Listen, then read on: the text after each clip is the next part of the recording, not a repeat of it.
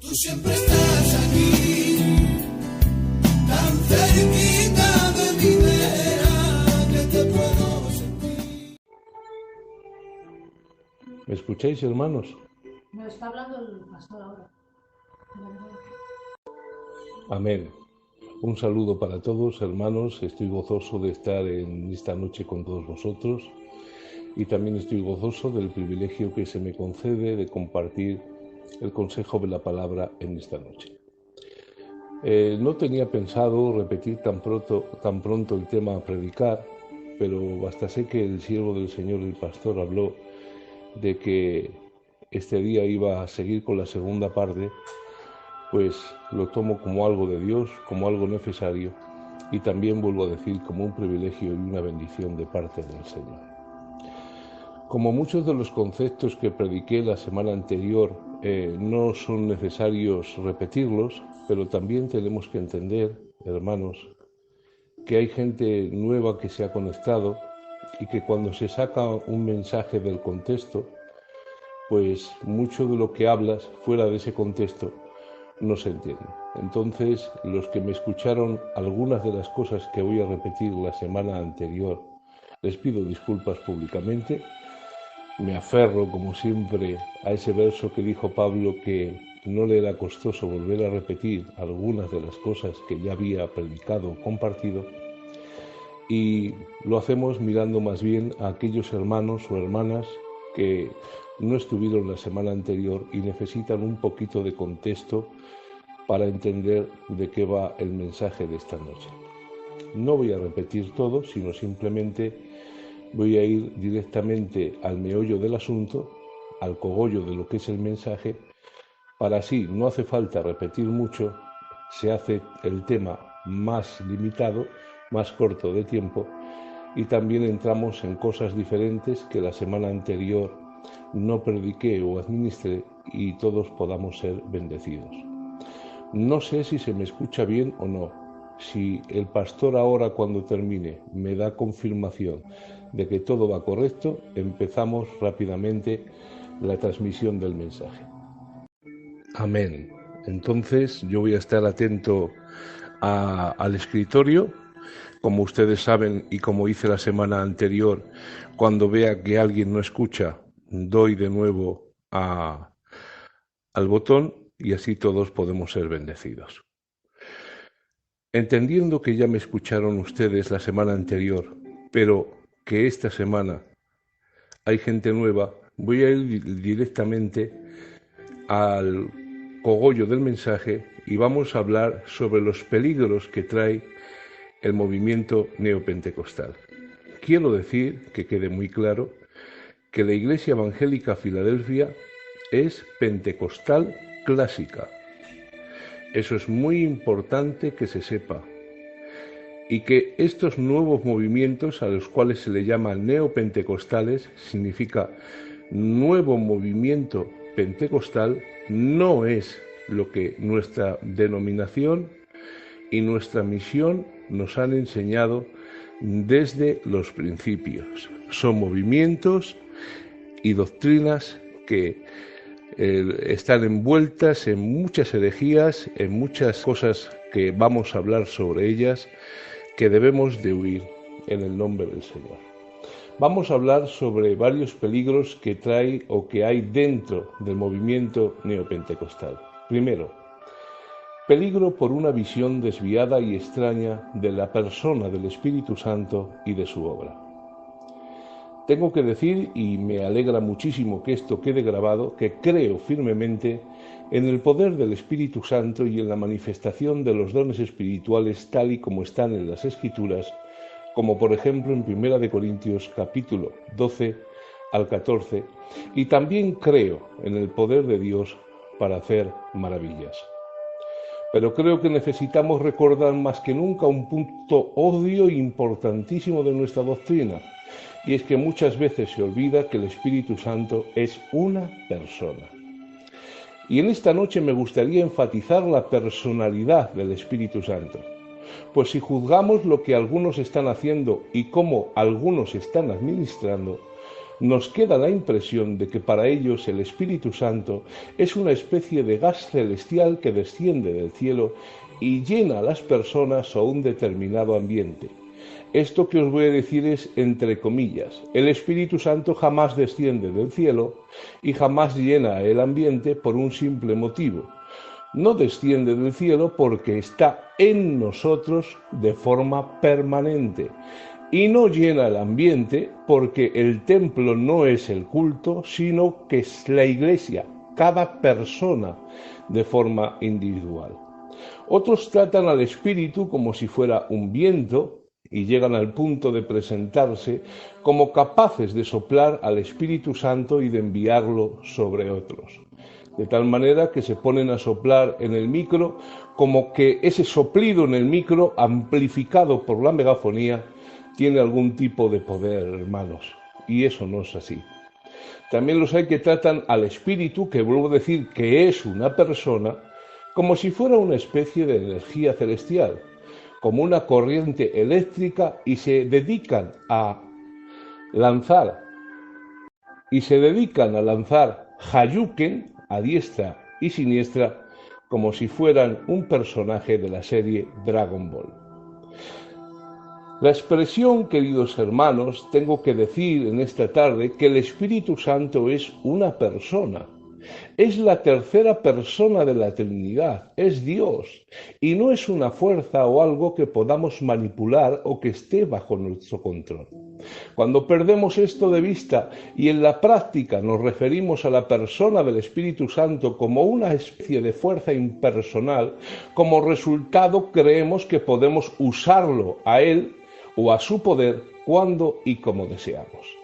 Así podemos caer o incurrir en el mismo error de algunos que determinan incluso cuando el Espíritu Santo va a sanar o a actuar, cosa que ni siquiera el Señor Jesús o los apóstoles hicieron en las Escrituras. A la hora de la verdad, muchos no se distinguen de los testigos de Jehová que enseñan que el Espíritu Santo es una fuerza y que pueden manipularlo a su antojo. Pero tengo que decir que no creo que el hombre pueda manipular a Dios y al Espíritu Santo a su capricho, para que éste haga lo que el hombre quiere, convirtiendo al hombre en Señor y haciendo a Dios su siervo. Porque, hermanos, ¿quién soy yo para ordenarle al soberano de los cielos lo que tiene que hacer? ¿Podemos imponerle a Dios nuestros caprichos? ¿Es esa fe coherente y bíblica o es una fe ilógica y fantástica? Muchas veces leemos carteles como esta noche, noche de milagros. Pues tengo que decirte que la sanidad divina no debe ni puede ser manipulada para fines lucrativos ni según el capricho del que la proclama. El Espíritu Santo no da su agenda a nadie. El Espíritu Santo no es criado de nadie ni siervo de nadie. Él hace lo que Él quiere, cuando Él quiere, como Él quiere, porque el Espíritu Santo es Dios. Estos hombres que están adscritos al movimiento neopentecostal, en sus administraciones desviadas, proyectan una imagen extraña del Espíritu y de su obrar que se asemeja más a una mezcla de sincretismo religioso, religiones chamánicas y conjuros mágicos que más tarde vamos a ver, que a lo que la palabra de Dios nos enseña y nos manda.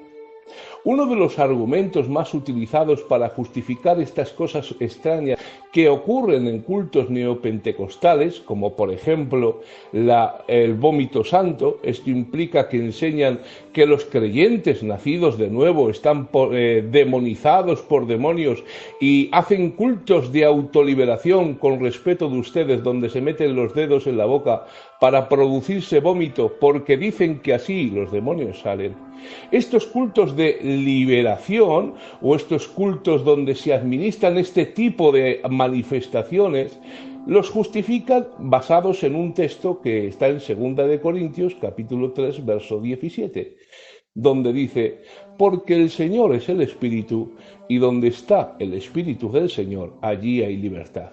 Y ellos entienden y administran que esa presunta libertad les lleva a hacer todo este tipo de cosas. Se tiran al suelo, literalmente hacen sonidos de perros, de serpientes, de gatos, aúllan, se arrastran por el suelo como serpientes, y eso dicen que es, hermanos, mover del Espíritu Santo. Pero libertad en el Espíritu, lo que dice la Biblia, no significa libertad para inventar maneras nuevas de prestarle culto. Eso sería una contradicción del Espíritu, donde la palabra que lleva a su pueblo a adorar a Dios de forma contraria a la palabra que Él mismo inspiró. En otras palabras, Dios no puede llevar en un mover del Espíritu a algo que sea contrario a las Escrituras, porque las Escrituras fueron algo que el mismo Dios ha inspirado, y Dios no puede llevar a contradecirse a sí mismo o a mentir. Por lo tanto, sería una contradicción del Espíritu llevar a su pueblo a adorar a Dios de forma contraria a la palabra que él mismo inspiró. Un culto espiritual no es eso, hermanos, no es hacer esas locuras que nos han puesto en el ojo público de este mundo, que lo único que producen es burla y desprecio del mundo evangélico. Un culto espiritual es aquel donde la palabra es predicada en su contexto con fidelidad, donde los cánticos reflejan las verdades de las Escrituras y son entonados con el corazón y también por los labios. Un culto espiritual es donde las oraciones son hechas en el nombre de Jesús por aquellas cosas lícitas que la Biblia nos enseña a pedir. Un culto espiritual es donde la Santa Cena y el bautismo de las aguas se celebran de manera bíblica y digna. Un culto espiritual combina fervor con entendimiento, alegría con solemnidad, sentimiento con racionalidad. No veo, hermanos, ninguna conexión en la Biblia entre el movimiento fideligno del Espíritu y los abusos y desórdenes que vemos día tras día en estos movimientos. La verdadera libertad del Espíritu es aquella libertad de la esclavitud de la ley, de la esclavitud del pecado, de la condenación y de la culpa. El que quiera saltar de alegría por esto, que salte, pero no se pueden justificar los abusos y atropellos que se realizan día tras día en nombre de esa profunda libertad. Segundo peligro dentro del movimiento neopentecostal, y es el peligro por la exaltación de las emociones y las experiencias por encima de la palabra de Dios. Tengo que decir que las experiencias estáticas pueden ser adictivas. El mundo está lleno de buscadores de emociones y temerarios que buscan la próxima oleada de miedo y adrenalina, saltando desde un puente o haciendo cosas peligrosas y emocionantes. Lo mismo ocurre con los hombres y mujeres que se enganchan a las emociones del fervor religioso. Pronto, las mismas viejas rutinas no son suficientes. En otras palabras, se aburren de los cultos, de la oración, los coros, palabra y ofrenda. Hermanos, si ustedes leen cómo se hacía el culto primitivo hace 2000 años, tengo que decir que se hacía oración, coros, palabra y ofrenda. Y es que es un formato bíblico que no se puede cambiar, porque entonces dejaría de ser un culto bíblico y un culto a Dios. Pero las personas que buscan emociones, pronto las mismas viejas rutinas no son suficientes. Su búsqueda de una mayor elevación espiritual los lleva a buscar experiencias emocionantes cada vez más extravagantes. Creo que hay que recordar varias verdades de manera resumida que nos puede ayudar a entender este tema. Tengo que decir que la reacción de una persona a un estímulo en particular es algo particular de la propia persona. ¿Y eso qué significa? Por ejemplo, cuando se volvió a edificar el templo al Señor en el libro de Esdras, capítulo 3, verso 10. Resulta que cuando están echando de nuevo los cimientos de la nueva casa al Señor, los viejicos que habían visto de niño 70 años antes cómo los babilonios habían destruido el templo de Salomón y están viendo ahora 70 años después cómo se está reedificando de nuevo el templo, añorando y recordando ese periodo de tiempo entre el primero y el segundo templo, cuando ven que la casa de Jehová empieza a ser de nuevo edificada, dice la Biblia que lloraban en alta voz a grandes gritos.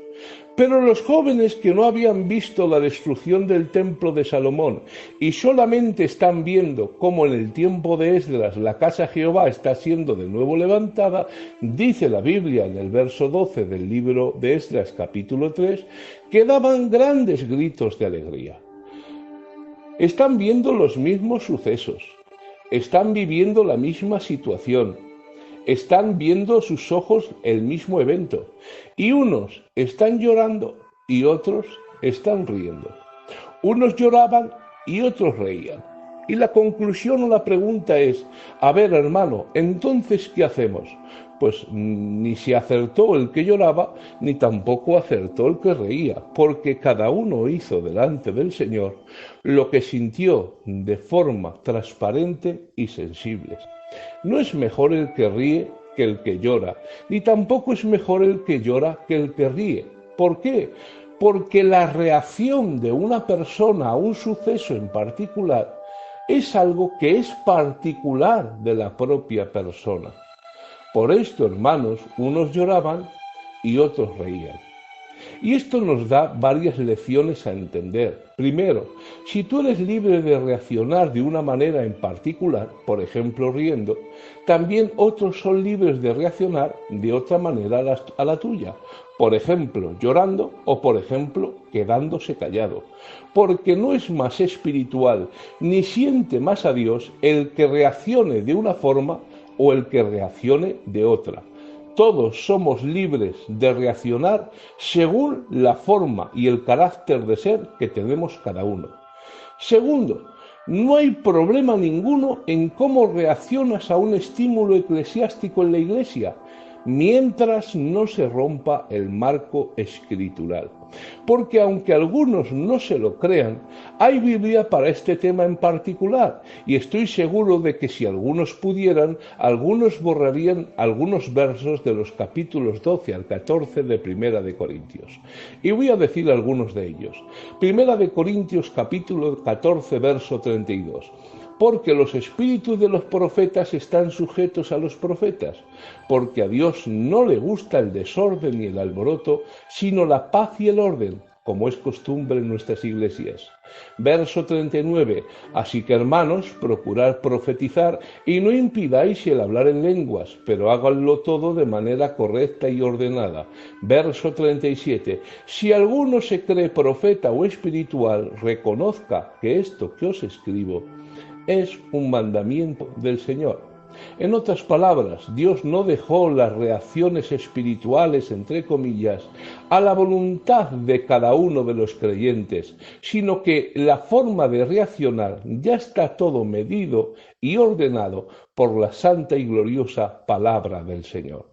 Y tercero, se tiene que recordar una verdad muy importante, y es que jamás se puede establecer doctrina sobre la reacción de alguien a un mover puntual.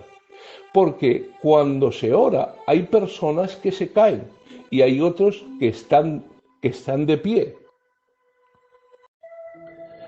Cuando se ora, hermanos, hay personas que se caen, hay otros que están de pie y hay otros que lloran. Pero lo que no se puede hacer nunca, así como ya se especificó en los años 90, cuando vino un mover a nuestras iglesias y nuestros ancianos dejaron bien claro y legislado. Cuando alguien ora por alguien y se cae, si se cae, bien está, pero no se puede ir a las iglesias a que la gente se caiga. En otras palabras, no había una unción de caída, hermanos. Si tú oras por alguien y esa persona en particular se ha caído, significa que la reacción de esa persona es suya, es propia. Si se cae, que se caiga. Lo que no se puede hacer, y ya lo dijeron nuestros ancianos hace 30 años, es que no se puede administrar la imposición de manos para que las personas se caigan. Eso, hermanos, no puede ser así. Se dejó muy claro, se explicó de forma muy transparente. Jamás se puede establecer doctrina sobre la reacción de alguien a un mover puntual. Habiendo dejado este tema muy claro, permíteme que te exprese un peligro muy actual. El problema real de estos movimientos no son en sí las reacciones que en muchas ocasiones son desmesuradas y desordenadas. El problema real son las doctrinas que hay detrás de estos movimientos actuales. Estos lobos buscarán siempre un estado emocional alterado en la audiencia, porque es de esta manera donde aprovechan para manipular a los oyentes, para sembrar sus desviaciones, para adoctrinar y para reclutar seguidores. Por este motivo, muchos movimientos desviados ofrecen prácticamente experiencias sobrenaturales, entre comillas, a la carta para el consumidor de turno. Dejan a un lado las escrituras por la experiencia personal, porque ellos enseñan que lo que se siente es más relevante que lo que está escrito. Y hermanos, esa es una mentira más grande que una casa, porque los sentimientos son variables y las opiniones del corazón cambian según lo que veas o tu estado de ánimo. La doctrina no se puede fundamentar en la experiencia puntual. Tu experiencia puntual es algo precioso y maravilloso, no decimos que no, pero no se puede extrapolar como doctrina una experiencia personal que tú has tenido en un momento dado. Y mirad por qué, hermanos, porque a veces, como hombres que somos, interpretamos lo que vemos o lo que tenemos a nuestro alrededor o lo que sentimos según lo que creemos o conocemos. Y hermanos, muchas veces no tenemos todos los datos y las conclusiones a las cuales llegamos no son todo lo reales que nos gustaría. Pongo como ejemplo ese pasaje que está en el libro de Hechos capítulo 16, cuando dicen las Escrituras, hermanos, que cantando himnos Pablo y Silas al Señor desde la mazmorra de más adentro, dice la Biblia, que se abrieron las puertas, se abrieron los cepos y cayeron las cadenas. El carcelero en ese momento, dice la Biblia, que estaba roncando y dormido a pata suelta. De repente escucha el estruendo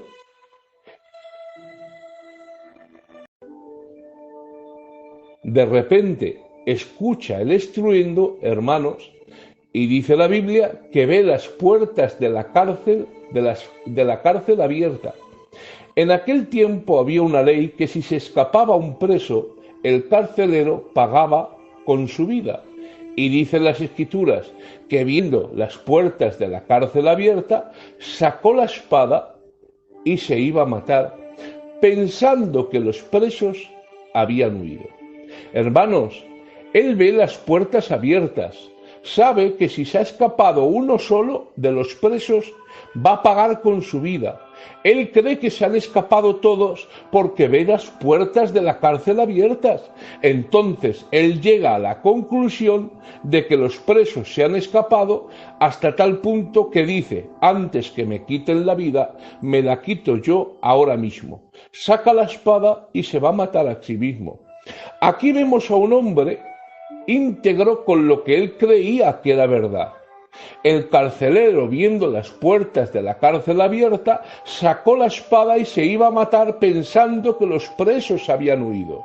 Fijaos si lo que opinaba era fuerte y su conclusión tenía importancia, que estaba dispuesto incluso a quitarse la vida por algo que él consideraba que era cierto. ¿Y por qué pensó eso? Porque vio las puertas de la cárcel abierta.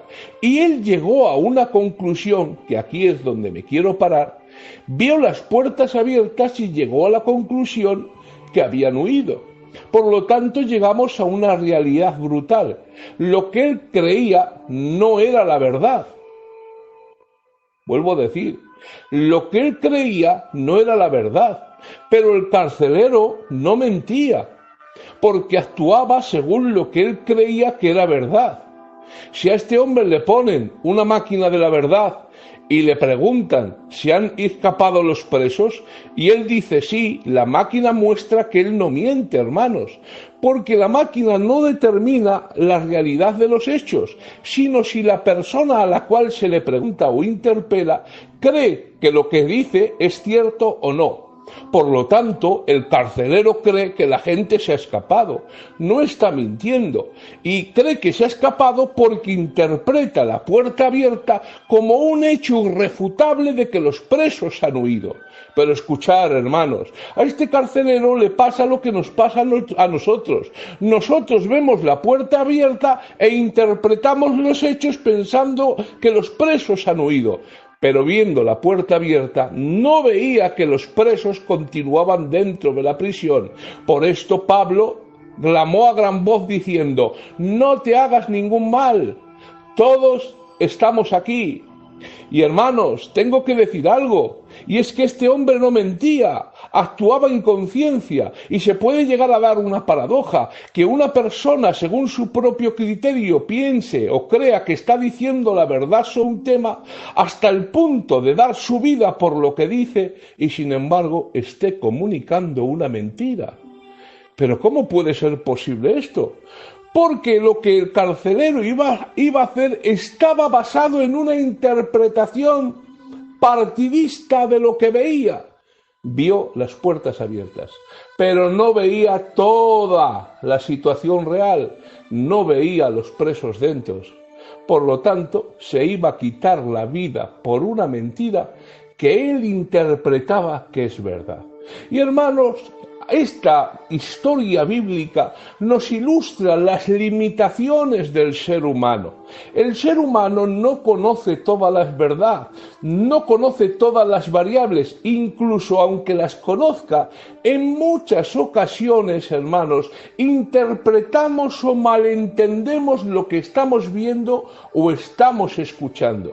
Por eso llegamos a conclusiones que a veces hablamos algo en base a algo que creemos que hemos visto o que nos han contado, que después estaba muy lejos de la realidad, hermanos. ¿Esto qué significa? Que la experiencia es algo tuyo, que llegas a conclusiones que son tuyas, pero esa experiencia no se puede extrapolar a otros. Mirad, hermanos, el lenguaje bíblico lo explico de forma más sencilla. Ustedes saben que cuando alguien da una profecía, Pablo dice en Tesalonicenses, examinar las profecías. ¿Por qué dice eso? Porque la profecía del Nuevo Testamento es un sentir que pone el Espíritu Santo en el corazón del hombre. Y ese sentir, hermanos, viene de Dios. Pero la comunicación de ese sentir no, en otras palabras, no tiene. La profecía es un sentimiento que viene una parte de Dios y otra parte de parte del hombre. Por eso dice Pablo, no menospreciéis las profecías, pero también dice examinarlas, porque vienen mezcladas. Y cuando alguien profetiza, hermanos, cualquier tipo de profecía o experiencia espiritual tiene que ser juzgada a la luz de las Escrituras. Bueno, Raúl, entonces, ¿qué diferencia hay entre las Escrituras, las Sagradas Escrituras, y una revelación que Dios puede dar puntualmente a una persona? Pues muy sencillo, las Escrituras también son reveladas o fueron reveladas en su momento a santos hombres de Dios, lo mismo que la profecía, pero la profecía es inferior en autoridad a las Escrituras por el simple hecho de que el que profetiza no está inspirado. La inspiración es la capacitación dada por el Espíritu Santo para transmitir el mensaje divino sin mezcla de error y de la forma que Dios ha determinado que sea transmitido, utilizando justamente las palabras que Dios quiere que se utilicen.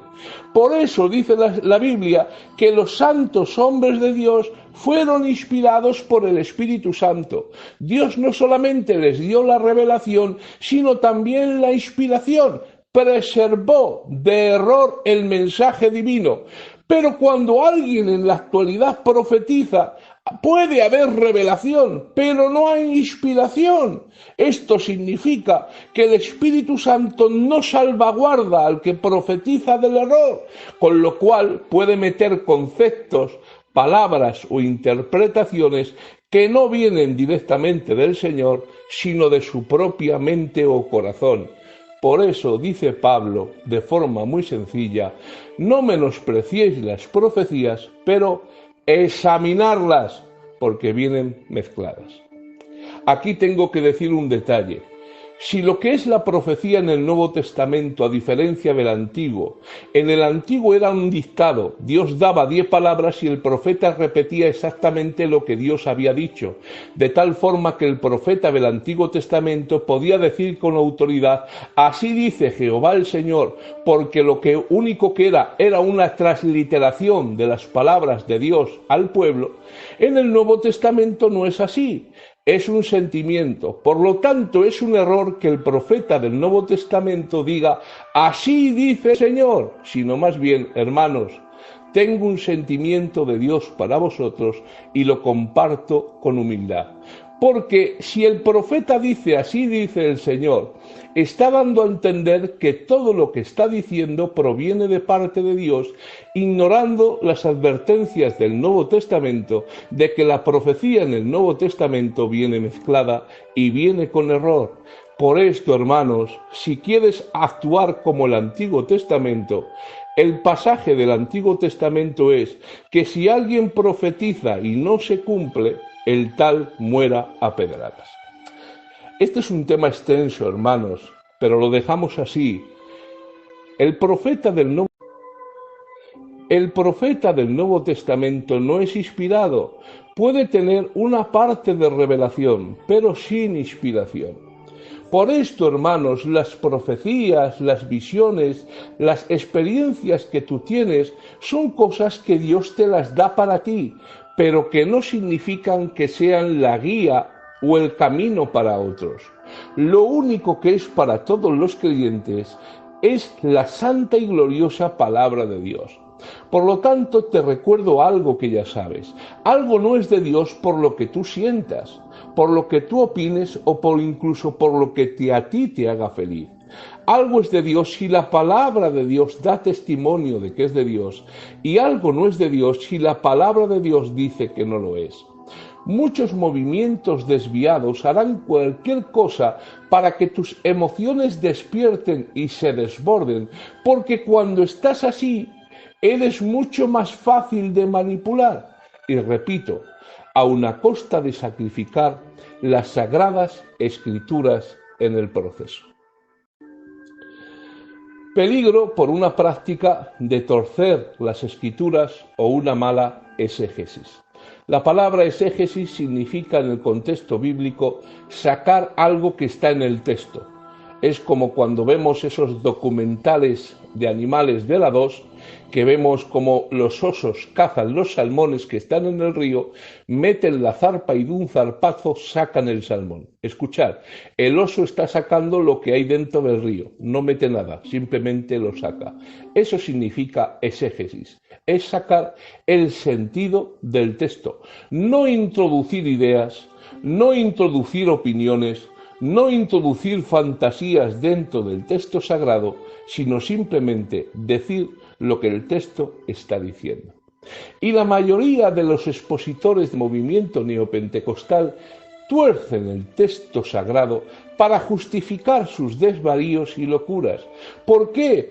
Porque como no hay Biblia que apoye todo lo que ellos administran y lo que ellos están predicando, tienen que torcer las escrituras para justificar sus desvaríos. Fijaos, hermanos, hasta qué punto están llegando dentro del mundo evangélico, que en el pasaje de Marcos capítulo 16, verso 17, y estas señales seguirán a los que creen en mi nombre, echarán fuera demonios, hablarán nuevas lenguas, tomarán en sus manos serpientes, y si bebieren cosa mortífera no les hará daño, sobre los enfermos pondrán sus manos y sanarán. Este es un pasaje que todos hemos entendido y lo hemos leído, e incluso lo creemos, hermanos. Pero ¿qué es lo que pasa dentro de estos movimientos en Estados Unidos? Hoy, en abril del 2021, algunos están tomando estas palabras y las están utilizando para justificar una práctica aberrante, y es, tomarán en manos serpientes y están cogiendo serpientes venenosas dentro de las iglesias como medio de demostrar a la congregación la fidelidad que los siervos tienen y la fe. Por eso hace poco un pastor llamado Jamie Coates falleció por una mordedura de serpiente en pleno culto. Como es habitual en estos casos, Coates se negó a recibir atención médica, se fue a su casa, perdió el conocimiento y murió. Un poco antes, otro pastor llamado Randy Walford, pastor de una iglesia en Virginia Occidental, cayó de una mordedura de serpiente en el 2012. Tenía 44 años. Y lo terrible de esto es que su padre había muerto de la misma forma en un culto 29 años antes por la picadura de una serpiente venenosa. Que se sepa, hasta en la actualidad hay 103 casos confirmados de pastores muertos en cultos porque se ponen a manipular serpientes venenosas como forma de justificar su fidelidad y su fe. ¿De verdad se creen ustedes, hermanos, que cuando dijo Jesús esas palabras se estaba refiriendo a coger una serpiente de cascabel, subirte en un púlpito y empezar a manipularla sin ningún tipo de temor, incluso que puede llegar a morderte, hermanos, que vea tu familia cómo te muerde y caes al suelo? 103 casos confirmados, pero que no se sabe con seguridad. Aquí vemos, hermanos, cómo esta práctica de manipular serpientes venenosas en el culto se está haciendo en el 2021. ¿Y de dónde viene esto, Raúl? De torcer las escrituras. Porque cuando se tuercen las escrituras, hermanos, hay consecuencias nefastas. Hermanos, os tengo que decir algo y os lo digo ahora. Se puede justificar cualquier cosa con la Biblia. Hoy en día hay más de 2000 sectas en el mundo que están basadas en la Biblia. Es más, hasta el vampirismo y el canibalismo se justifican con la palabra de Dios. Y tú dices, pero Raúl, ¿cómo va a justificarse el vampirismo y el canibalismo con la Biblia? ¿No dice la Biblia, el que no come mi carne y bebe mi sangre no tiene vida dentro de sí? Algunos movimientos ocultistas, hermanos, que promueven el canibalismo y el vampirismo, que son ramas del satanismo más profundos, se basan en versos de las Escrituras, tuercen la Biblia hasta tal punto diciendo que Jesús y los apóstoles lo que hacían era eso, satanismo, y malinterpretan muchos versos de las Escrituras para justificar incluso las iglesias satánicas. Es que no nos estamos dando cuenta que cuando cogemos un texto y no lo unimos a su contexto, estamos obligando a Dios a decir cosas que Él no dice. Qué mal me sienta, hermanos, cuando escucho que están diciendo cosas que yo he dicho que yo jamás dije.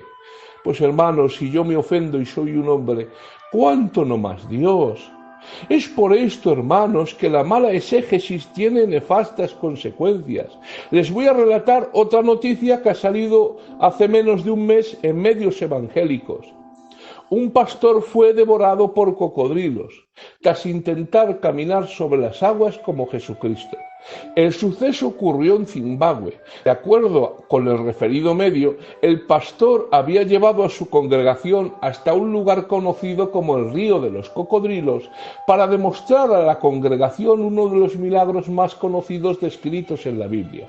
Cuando el pastor intentó reproducir la escena bíblica, se hundió en el río y escuchar qué terrible, hermanos. Fue devorado por 3 cocodrilos frente a los fieles de su iglesia. Tras el hecho, uno de los miembros de la parroquia explicó que el pastor quería demostrar su fe a la congregación, pero nada salió como había planeado, a pesar de que el pastor ayunó y oró durante toda la semana. Cuenta la crónica periodística que lo que quedó de él cuando terminaron fue un par de sandalias flotando sobre el agua. ¿Pero qué es esto, hermanos? Que esto no ha pasado hace 500 años en la Edad Media, hermanos. Que esto no ha pasado hace 300 años. Que ha pasado hace 15 días. En el mundo evangélico todavía hay personas que hacen cosas como esta. ¿Y por qué? Porque tuercen las Escrituras. Enseñan pasajes descriptivos donde la Biblia describe un suceso y lo aplican como que son promesas personales. Cuando Jesús le dijo a Pedro, ven a mí y camina sobre las aguas, hermanos, ese pasaje es una descripción, el autor de la Biblia estaba describiendo lo que sucedió. Y esa palabra Jesús se la dijo a Pedro, pero no te la dijo a ti, ni me la dijo a mí, ni por desgracia se la dijo a este personaje. Este hombre estuvo ayunando y orando. Puede ser que tú ores y ayunes y digas, yo voy a andar sobre las aguas como Pedro. Pero hermanos, eso no es una promesa para ti. Eso es un pasaje descriptivo de algo que sucedió en la Biblia y el autor inspirado lo cuenta tal y como sucedió. Pero jamás Dios te ha prometido a ti que vas a andar sobre las aguas. Pero esto está pasando más de lo que nosotros nos damos cuenta. Muchos predicadores nos subimos al púlpito y decimos, porque Dios te va a dar todo lo que pise la planta de tus pies y lo va a hacer tuyo. Y pisa el coche, y pisa el local, y pisa la tierra, y Dios te lo va a dar. Hermanos, eso es sacar la Biblia del contexto. Cuando Dios le dice a Josué, todo lo que pise la planta de vuestros pies será vuestro, era simplemente el cumplimiento de una promesa que Dios dio 400 años antes al padre Abraham. Y llegó el momento, en el tiempo de Josué, de que el pueblo cumpliera esa promesa y se apropiara de una tierra, porque Dios se la prometió al pueblo de Israel. A ti no te ha prometido riquezas, ni tampoco tierras, ni territorios, ni coches, ni negocios. Cuando tú sacas ese pasaje y te crees que por pisar y por ir pisando el Señor te está dando dominio, unción, o estás haciendo retroceder a los demonios, literalmente no estás viviendo el evangelio bíblico, estás viviendo una historia y una fantasía de tu propia mente y de tu propio corazón, y más que el evangelio bíblico es simplemente Star Wars, Guerra de las Galaxias. Porque estos hombres tuercen las Escrituras para justificar sus doctrinas. ¿Dónde está en las Escrituras que se tenga que atar y desatar demonios? ¿Dónde está? Dime un verso y seguramente te dirán ese pasaje, lo que tú desates en la tierra será desatado en el cielo y lo que tú ates en la tierra será atado en el cielo. Hermanos, ¿pero qué estamos diciendo? Que ese pasaje se está refiriendo a la disciplina eclesiástica. Cuando dos personas tienen un conflicto, primero tienen que solucionarlo a solas, después delante de 2 o 3 testigos y después delante de la iglesia. Y si la persona no se somete a la voluntad de toda la iglesia, tal y como dice el Señor, la Biblia nos dice, el tal sea contado como gentil y publicano. Lo que atéis en la tierra será atado en el cielo y lo que desatéis en la tierra será desatado en el cielo. Pero no, ahora la gente se pone a atar demonios y parece ser que los ata el sábado por la noche en la oración y el domingo por la mañana otra vez están libres. ¿Por qué? Porque no son capaces ni de comprobar los pasajes para ver si lo que están diciendo está dentro del contexto bíblico. Y así podríamos seguir durante horas, hermanos, como Guillermo Maldonado, que dice, para justificar la fortuna que tiene en la actualidad, que se cree que es de 120 millones de dólares, porque eso es lo que ha dicho Ana Maldonado en la demanda en el juzgado para que haya repartimiento de bienes, 120 millones de dólares, hermanos. ¿Y saben en qué se basa? Que el árbol de la ciencia del bien y del mal es el diezmo. Por eso, cuando el Señor ve que Adán y Eva comen del árbol de la ciencia del bien y del mal, lo que comieron era el diezmo, aquello que Dios había dedicado para él o que era dedicado para él. Por eso, cuando Adán y Eva comen del árbol de la ciencia del bien y del mal, lo que hacen es comerse el dinero del diezmo de Dios. ¿Y qué sucede? Que cae sobre ellos maldición y por eso fueron despojados de toda gloria y echados del huerto. Y eso es lo que se está predicando hoy en día. Se coge un pasaje, no se lee el contexto, se dice lo que se quiere y después búscate la vida. Hermanos, no podemos torcer las Escrituras. Las Escrituras tienen un contexto muy claro y muy conciso, y en muchas ocasiones nos ahorraríamos muchos problemas si leyéramos simplemente el capítulo anterior y el capítulo posterior. Dios nos ayude, hermanos, a rechazar todo este tipo de doctrinas y movimientos. Cuarto peligro del movimiento neopentecostal: peligro por la inmersión en la metafísica y en vertientes de la nueva era. En su afán de crear más y mejor poder espiritual, entre comillas, los expositores del movimiento neopentecostal se han metido de lleno a fuentes como la nueva era y la metafísica, la cual exponen que somos dioses, por ejemplo, el poder de los decretos, de la confesión, de la visualización, etc. Esta mixtura de enseñanzas es peligrosísima, porque literalmente es una inmersión total en doctrinas de demonios. Simplemente voy a leer testimonios reales de lo que está habiendo hoy en día en este movimiento y ustedes van a juzgar.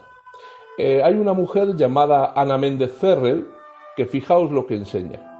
Enseña que las almas de los cristianos que están sufriendo, por ejemplo, pobreza económica, se encuentran cautivas en ciertos lugares espirituales, lugares a los cuales ella dice que viaja con su espíritu. Aquí está confesando públicamente que hace viajes astrales. Con solo disponerse para efectuar sus liberaciones, activando ella misma sus autoproclamados dones de profecía y ciencia, a veces sola o a veces de la mano de un ángel, simplemente se despliega como un telón de cine una visión delante de ella. O sea, está diciendo que, por ejemplo, si tú estás en pobreza económica, te encuentras cautivo en ciertos lugares espirituales y que ella va en su espíritu, en otras palabras, hace un viaje astral para visitar esos lugares. Ella visualiza el alma donde se encuentra cautiva ese cristiano que tiene pobreza, y dice que los lugares donde este cristiano está cautivo se llaman, por ejemplo, la tierra del olvido, el Abadón, las cavernas del infierno, el desierto, y que solamente ella o personas como ella pueden viajar en el espíritu para liberar a estos cristianos que tienen su alma cautiva porque está sufriendo pobreza económica, que esas son prisiones espirituales, prisiones de su alma que ella ve que esas personas tienen. A ver, hermanos, cuando tú examinas esto, te estás dando cuenta que esto, nada de lo que está diciendo es bíblico. Lo que está hablando esta mujer es, primero, una aberración doctrinal, que si un cristiano es pobre, está su alma presa en lugares como la tierra del olvido, el Abadón, las cavernas del infierno, y que es necesario que ella actúe viajando en su espíritu. Está reconociendo literalmente viajes astrales, hermanos. Esto no es ella solamente quien lo hace, sino en el libro de Rebecca Brown, el Liberando los cautivos, en ese libro habla como la supuesta profeta o ungida hacía viajes astrales, y lo especifica en el libro, y durante muchos años se ha leído ese libro de cautivos de Rebecca Brown como un libro que es un manual de guerra espiritual, de tal manera que las personas, en este caso los guerreros de intercesión, hacen o pueden hacer viajes astrales. Hermanos, esto no es bíblico, esto es ocultismo. Otro, Cash Luna, enterrando la Biblia en su último acto profético.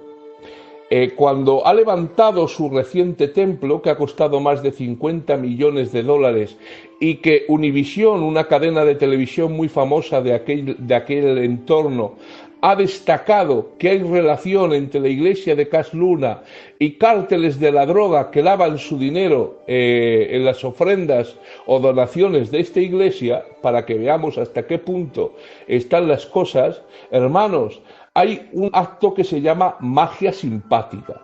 La magia simpática, según los hechiceros, es aquel ritual en el que con objetos lo similar produce lo similar, o lo semejante produce lo semejante. Lo que voy a decir, hermanos, es brujería, que a nadie se le ocurre hacerlo, pero dicen los brujos que si tú coges una cartera con dinero y la entierras, lo similar produce lo similar, o lo semejante produce lo semejante, y eso te va a producir prosperidad. Que a nadie se le ocurra hacer eso, porque eso es una doctrina de demonios y es brujería, y el que realiza tales cosas es muy probable que se quede poseído hasta los ojos.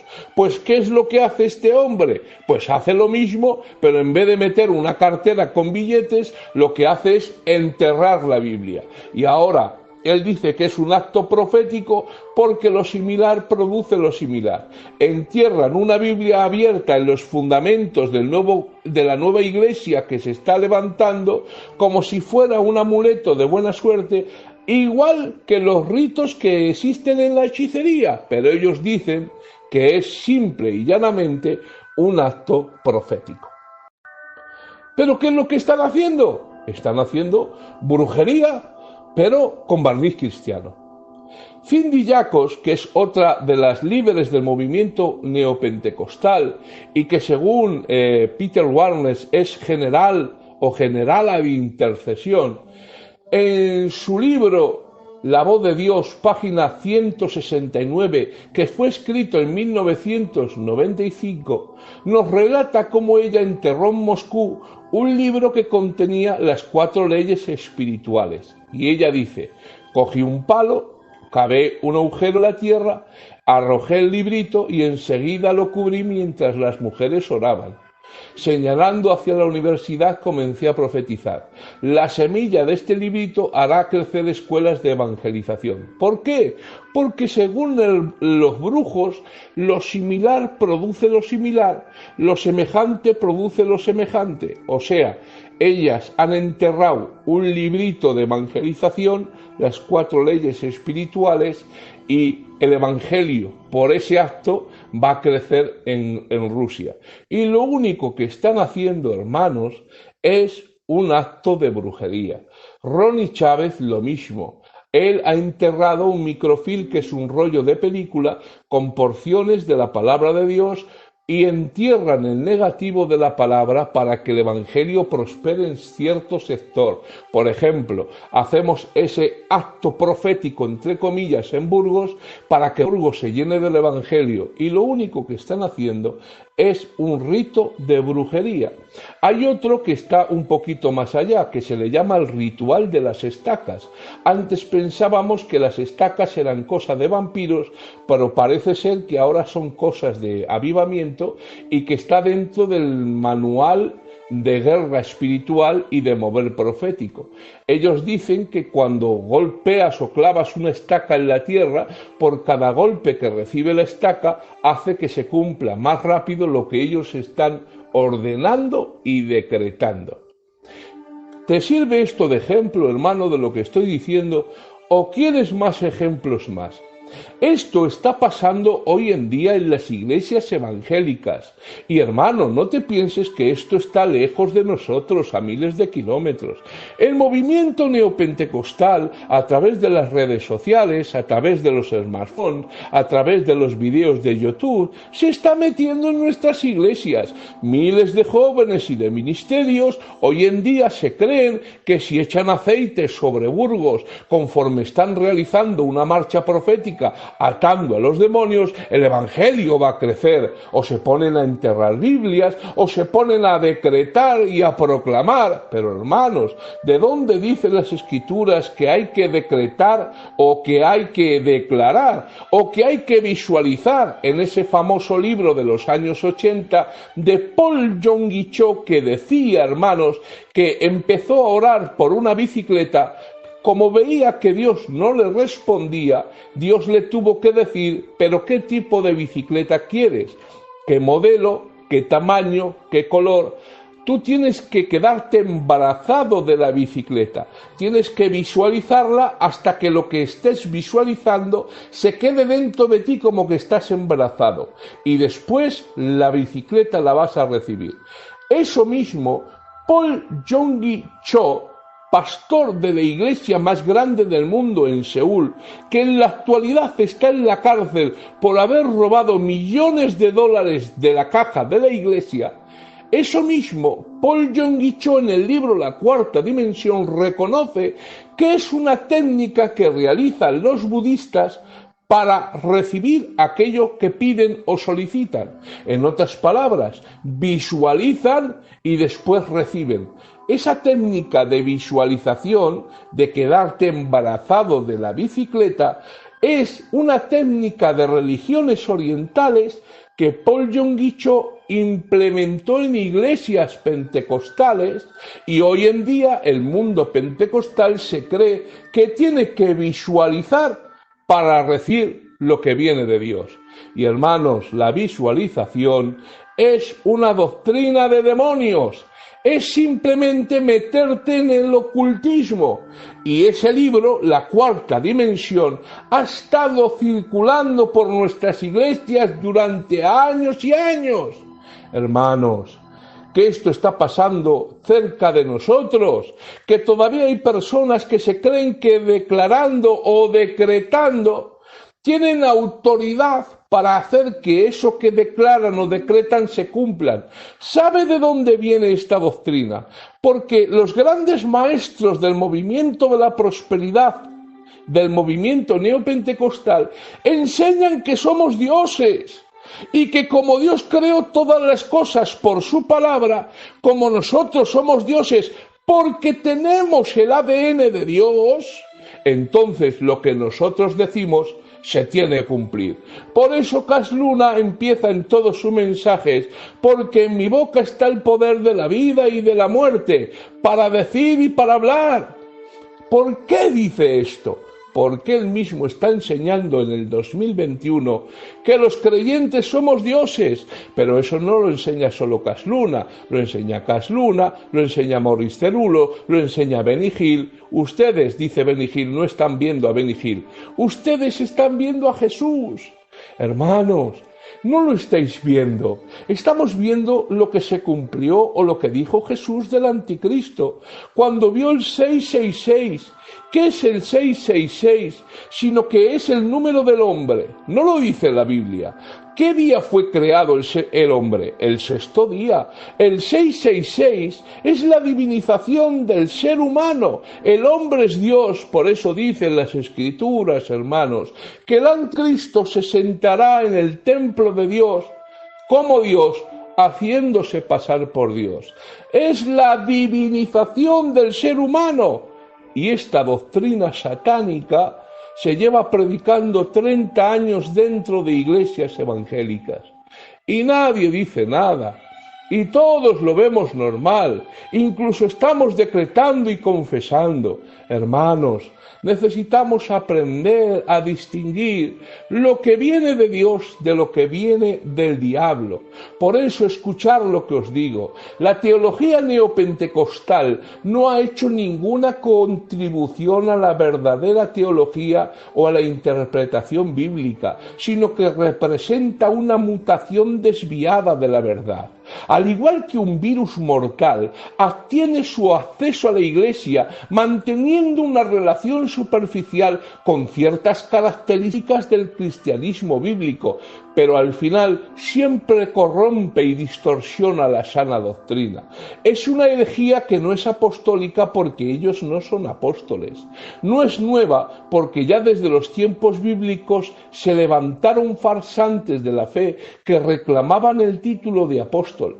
Y no es reforma porque niegan el principio fundamental de la reforma protestante, que fue sola escritura.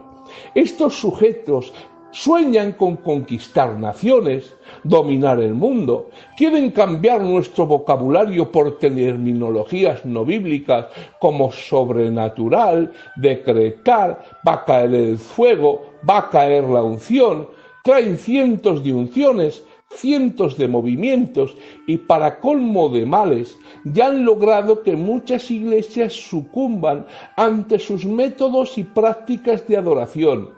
Muchas están infestadas y seducidas por estas doctrinas, por estos movimientos y por este vocabulario.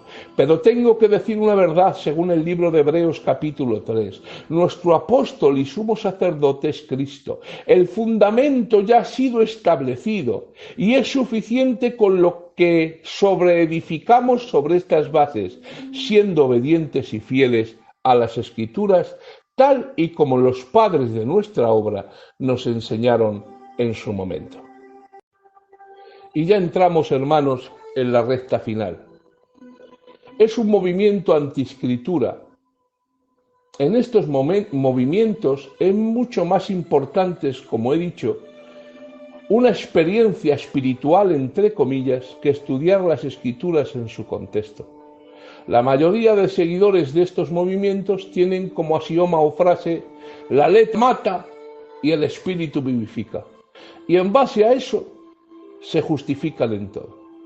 Pero hermanos, cuando decimos la letra mata y el espíritu vivifica, no está diciendo a que el estudiar, leer o escuadriñar las Escrituras sea malo. ¿Cómo va a ser malo si hay docenas de versos en las Escrituras donde Dios nos manda y nos ordena leer la Biblia, meditarla, estudiarla, escuadriñarla? Pero parece ser que nos hacemos más sabios que Dios. Cuando dice la letra mata, no está refiriéndose a leer, estudiar, meditar, escuadriñar las Escrituras e incluso memorizarla. Lo que está diciendo es la letra de la ley, hermanos, que el sistema antiguo, la ley en el Antiguo Testamento, te decía lo que era malo, pero no te daba poder ni te capacitaba para luchar contra ello. En otras palabras, era un espejo que te decía lo sucio que eras, pero no movía ni un dedo para quitar la suciedad de ti. Pero en este tiempo de la gracia, la letra de la ley mata, porque el que no cumplía la ley muera irremisiblemente. No está escrito esto en la ley de Moisés, que el que no la cumplía estaba bajo maldición. Pero dice: el espíritu vivifica, el espíritu de gracia. Y esto es similar, hermanos. La ley era similar a un espejo que te decía que estaba sucio, pero la gracia es similar al lavabo con agua fría, caliente y el jabón, que no solamente te dice lo que está sucio, sino que te da agua y te da jabón para que laves tus manos, laves tu cara y quites la suciedad. En otras palabras, el espíritu de gracia no solamente te reconoce o te dice lo que está mal, sino que te capacita desde dentro para que vivas una vida santa y digna del Evangelio. Eso es lo que quiere decir esos pasajes. No quiere decir lo que muchos dicen, que no leas la Biblia, que no estudies. No quiere decir lo que muchos dicen, que no leas la Biblia, que no la medites, que no la estudies, que no la escuadriñes. Al revés, está hablando el contraste entre la ley y la gracia. Y los líderes de estos movimientos entienden bien que no es bueno que la gente, que los miembros de sus iglesias, estudien las Escrituras en su contexto.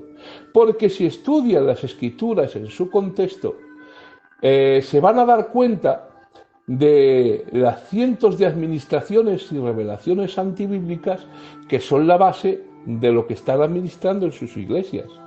Actúan igual que la Iglesia Católica en los tiempos de Martín Lutero. Ellos escondieron las Escrituras del pueblo. ¿Sabes lo que hacían? La Biblia solamente estaba en latín, porque nadie podía leer la Biblia si no estaba en latín, en otras palabras. Y solamente las personas nobles o los que estaban en el clero tenían la capacidad de poder aprender esa lengua. Por lo tanto, el pueblo llano jamás sabía lo que la Biblia decía. Y un pueblo, hermano, que no conoce las Escrituras, es un pueblo al cual es un pueblo ignorante y es un pueblo muy fácil de manipular. Por eso sacaban dinero y decían, hermanos, pidiendo Juan Tercel, que recorrió Europa para sacar dinero, hermanos, para construir la Basílica de San Pedro en Roma, y enseñaba, hermanos, que si tú dabas dinero, en el mismo momento que dabas dinero, los familiares que habían partido, que estaban en el purgatorio, cuando tú dabas dinero salían de purgatorio y se iban al cielo. O incluso si alguien había pecado, tú dabas dinero y se te daba una bula papal donde se decía que tus pecados estaban perdonados por la contribución económica que tú habías dado. Pero hermanos, cuando Lutero clavó las 95 tesis en la Iglesia y empezó a decir que el hombre no puede ser perdonado los pecados por dar ofrendas o por sacar almas del purgatorio, sino que el hombre por la fe vivirá, se inició el movimiento de la Reforma, y de la Reforma salimos todos, porque el movimiento pentecostal nació históricamente en el año 1906 en la ciudad de Los Ángeles, 400 años después de la Reforma. Por lo tanto, nosotros salimos de la Reforma, de la protesta, por eso se llaman protestantes, porque protestaron públicamente de las falsas doctrinas y de lo que estaba sucediendo en el seno de la Iglesia Católica. ¿Y cuándo pasó eso? Leyendo el libro de Romanos. Qué casualidad, hermanos, que en los tiempos de Josías, que dicen las Escrituras que el pueblo estaba lejos de Dios, pero limpiando el templo y sacando los escombros, dicen las Escrituras que se encontró el libro de la ley, y cuando se leyó el libro de la ley delante del rey y de todo Judá, dice la Biblia, que al escuchar las maldiciones que la ley venía implícitas, el rey se rompió sus vestiduras y buscó palabra de Jehová diciendo, Señor, ¿cómo haremos esto? Y dicen las Escrituras, y empezó a buscar a Dios de todo su corazón. ¿Por qué vino esto? Cuando se empezó a seguir el modelo de lo que estaba escrito. No dicen las Escrituras que vino un avivamiento en los tiempos del rey Ezequías. ¿Por qué? Porque dice la Biblia la misma circunstancia. Empezaron a limpiar el templo de toda la basura y de los escombros, porque los reyes anteriores durante muchos años habían servido a los Baales y a las Aseras y habían servido a dioses falsos, y el libro de la ley estaba perdido. Mas cuando lo encontraron, dice la Biblia, que el pueblo empezó a seguir la ley del Señor, y no se celebró la Pascua, dice la Biblia. Dice que se hizo doble Pascua. Ni en los tiempos de David se había celebrado la Pascua como se celebró en los días de Ezequiel. Y Dios se conmovió y bendijo al pueblo. ¿No os dais cuenta que con Ezequiel, que con Josías, que con Lutero, siempre hubo un avivamiento cuando el pueblo empezó a leer la palabra de Dios? ¿Por qué no hay avivamiento en nuestros días? Te voy a decir por qué. Porque intentamos con una imposición de manos lograr y conseguir lo que no estamos viviendo ni haciendo. Pero cuando la Iglesia, cuando el pueblo empieza a volverse a la palabra de Dios es viva y eficaz, más cortante que una espada de doble filo, que penetra hasta partir el alma y el espíritu, las coyunturas de los huesos. Hermanos míos, el verdadero avivamiento siempre viene de parte cuando el pueblo se vuelve a la palabra del Señor. No puede haber avivamiento fuera de la palabra. Pero ¿cómo va a haber mover del Espíritu Santo si el Espíritu Santo inspiró las Sagradas Escrituras? Todo lo que nosotros necesitamos, dice la Biblia, para una vida de piedad y ser un hombre perfecto en su presencia y servir a Dios está en la Biblia. No necesitamos nada más, no necesitamos nuevas revelaciones, no necesitamos nuevos moveres, no necesitamos cosas estrafalarias, necesitamos volver a la Biblia. Y estos hombres, igual que el pueblo o la Iglesia Católica, mantenían al pueblo en ignorancia, porque un pueblo ignorante, hermanos, es un pueblo manipulable. Por eso necesitamos más que nunca entender la palabra de Dios, leer la palabra de Dios. Y termino con esto ya que voy a decir.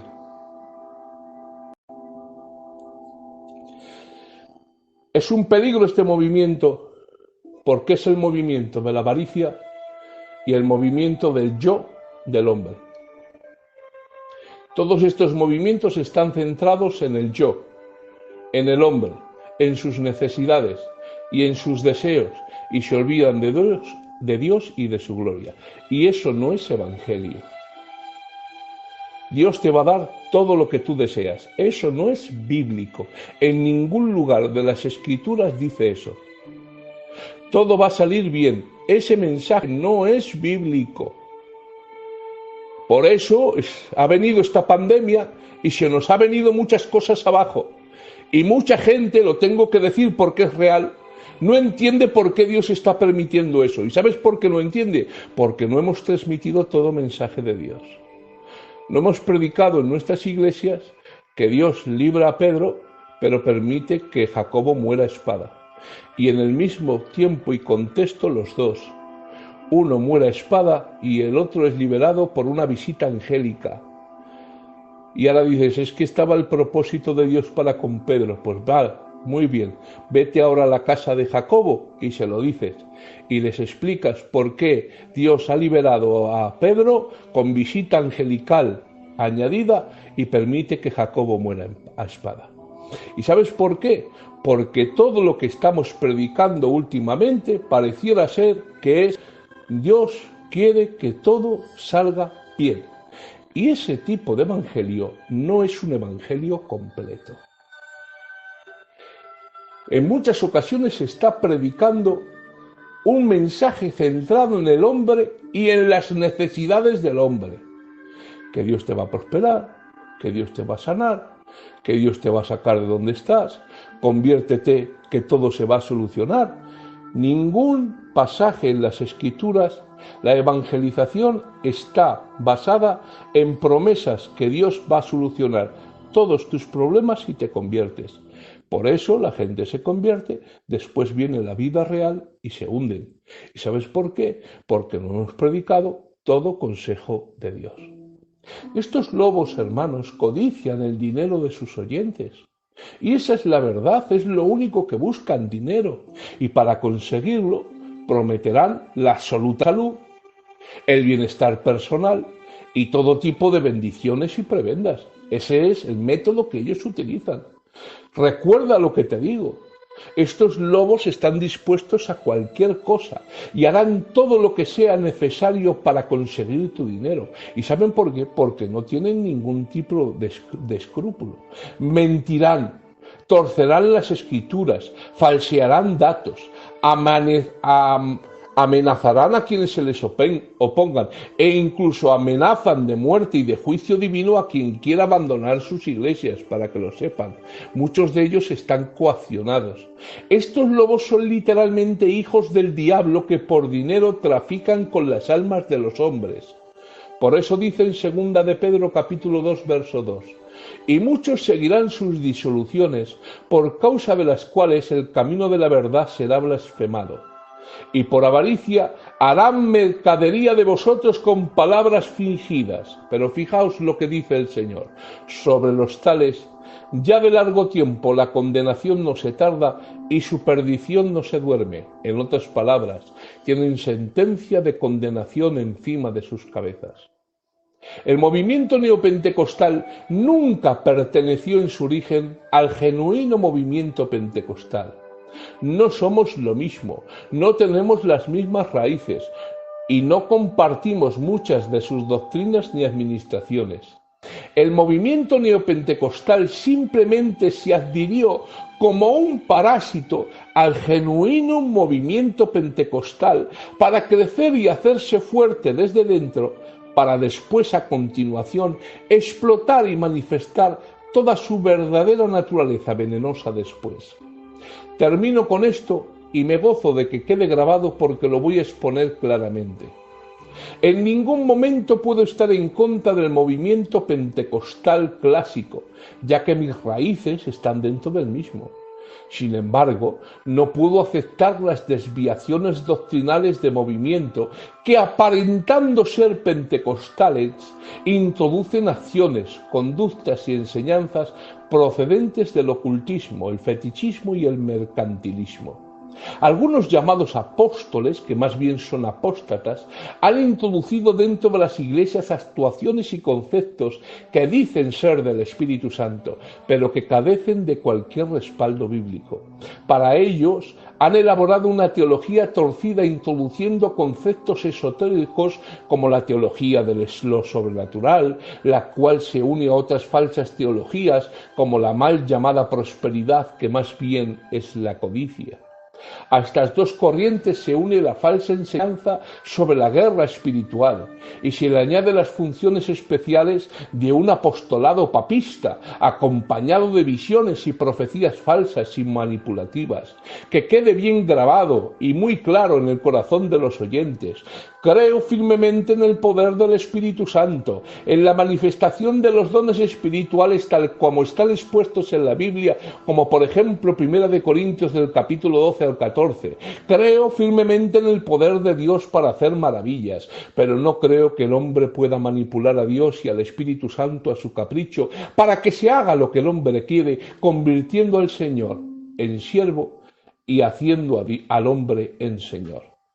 Creo firmemente en que el Espíritu Santo opera en el hombre en todo aquello que la palabra de Dios nos muestra, pero creo también en la soberanía de Dios y que pase lo que pase, Dios en su majestad y soberanía hará lo que tenga que hacer. Creo en la sanidad divina, pero no creo que la misma pueda ser manipulada para fines lucrativos y según el capricho del que la proclama. Creo que Dios tiene muchas formas de sanar, como también puedo decir, Él puede decir de mí hasta dónde debo de vivir y cómo debo morir, pues de Él soy y a Él le pertenezco. Los énfasis modernos neopentecostales sobre el Espíritu Santo rompen todos los esquemas tradicionales de la teología pentecostal clásica, creando manifestaciones absurdas e ilógicas que no tienen ningún respaldo bíblico. No existe en la Biblia una doctrina del vómito santo, de la risa santa, de la transferencia de espíritus, o de la unción de la chaqueta, o de la imprescindible necesidad de caerse para ser ungido, o de cazar demonios hasta en la sopa, o de hacer pactos económicos para atraer la bendición de Dios. Todas estas enseñanzas son sacadas de la manga de los especuladores, sin sostén doctrinal y fundamentadas en revelaciones personales mediante las cuales manipulan las emociones de los presentes para inducirles a falsas experiencias. Creo firmemente, que quede bien grabado, que el Espíritu Santo no lo podemos encajonar dentro de una estructura, pero también creo firmemente que tampoco lo podemos manipular para que actúe según los caprichos de los hombres. Él es soberano y hace lo que tenga que hacer según lo determinado por Dios y lo que está definido en las Sagradas Escrituras. Hermanos, nuestro fundamento está en la palabra. Todo aquello que no tenga suficiente respaldo bíblico, aunque sea revelado por un ángel del cielo, como dijo Pablo, debe de ser desechado porque es anatema. Desechamos a aquellos que han tomado al Espíritu Santo como una fórmula manipulativa para montar un imperio y enriquecer a unos cuantos a costas del sufrimiento de muchos incautos que caen en las garras de la apostasía y de mensajes diluidos con gnosticismo y esoterismo. Algunas iglesias, ovejas e incluso ministros están siendo seducidos y arrastrados a las corrientes modernas del movimiento neopentecostal, siendo absorbidos por una conducta que no es acorde a las enseñanzas que nos enseñaron nuestros padres en la fe cuando vinieron a predicarnos el santo y divino Evangelio de Jesucristo. Dios nos ayude a todos, que nos dé el Señor discernimiento y que el Señor les bendiga a todos. Un abrazo y hasta otra en el nombre del Señor.